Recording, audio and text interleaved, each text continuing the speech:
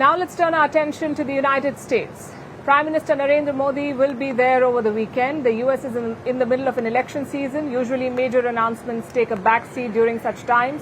But the Biden administration is not hitting the brakes on this relationship yet. They're pushing for a new and bold project. The US wants to hold a dialogue with India to focus specifically on the Indian Ocean. A top US official confirmed this yesterday. For the first time, the United States and India and others are going to hold a session on the Indian Ocean. And we're going to talk about what our mutual concerns are, how we can work together.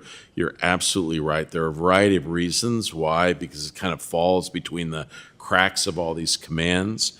But the Secretary Austin, has asked Admiral Paparo to help sort of kind of fuse together our national military approach, security approach. We're going to work with them, White House, DOD, State Department. This is the new frontier, working more closely with a partner like India in the Indian Ocean. That's Kurt Campbell, one of Biden's top foreign policy hands.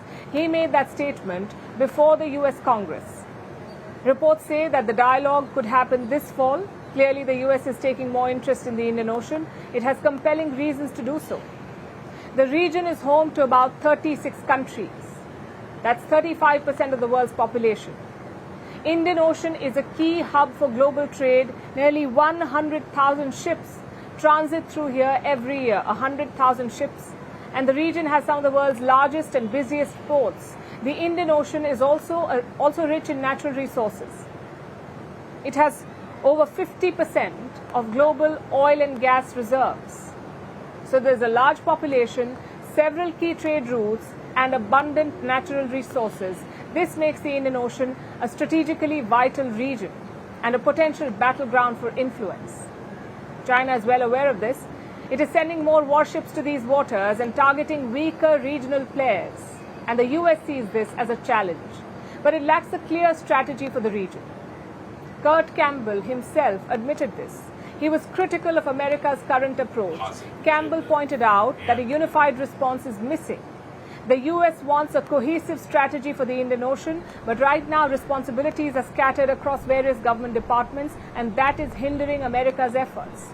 So the US is looking to shift its approach now, and for that, it might seek India's help. This proposal could come up for discussion when Prime Minister Modi meets President Joe Biden over the weekend. The Indian Prime Minister has a packed schedule with several key engagements lined up. Our next report has the details. America is in the final stretch of the election season. Joe Biden is on his way out. In a matter of months, the White House will have a new tenant. This scenario may deter world leaders from making any diplomatic moves. But Prime Minister Modi may have a unique opportunity to achieve some breakthroughs when he meets Joe Biden over the weekend.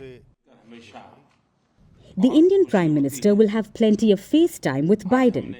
He's meeting him and other Quad leaders at a summit, as well as separately on the sidelines.